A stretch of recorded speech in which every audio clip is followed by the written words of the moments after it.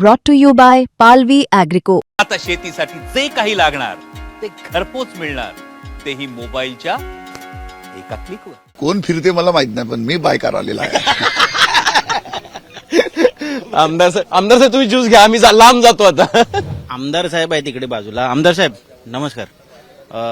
चर्चा चालू होती आमची. अधिवेशनाचा पहिला दिवस कुठल्या मुद्द्यांवर गाजला. चार्टर्ड प्लेन नी कोण आलं आणि कोण सामान्य प्रवासी म्हणून आला याच्यावरती खूप आज चर्चा झाली.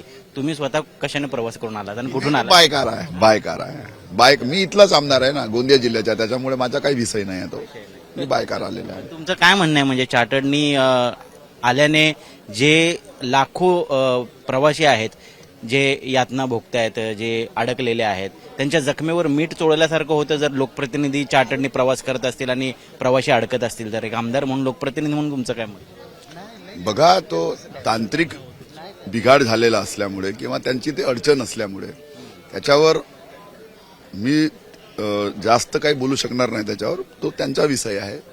आता आमचा जो विषय होता, प्रत्येकाने आपापली म्हणजे साधनाच्या व्यवस्था करावा प्रत्येकाने.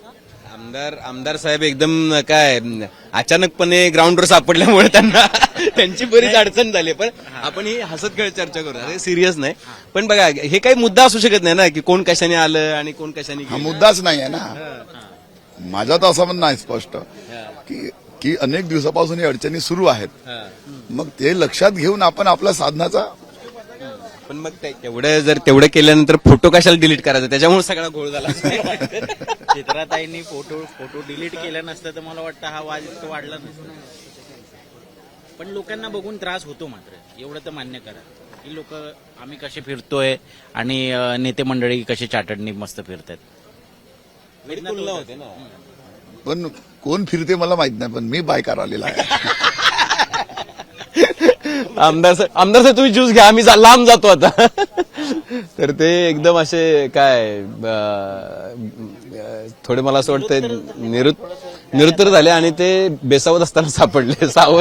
बेसावत पकडल्यामुळे थोडी अडचण झाली. पण बघा, हे वातावरण आहे. इथे लोक येतात, ज्यूस घेतात, चर्चा करतात, थांबतात, पुढे जातात.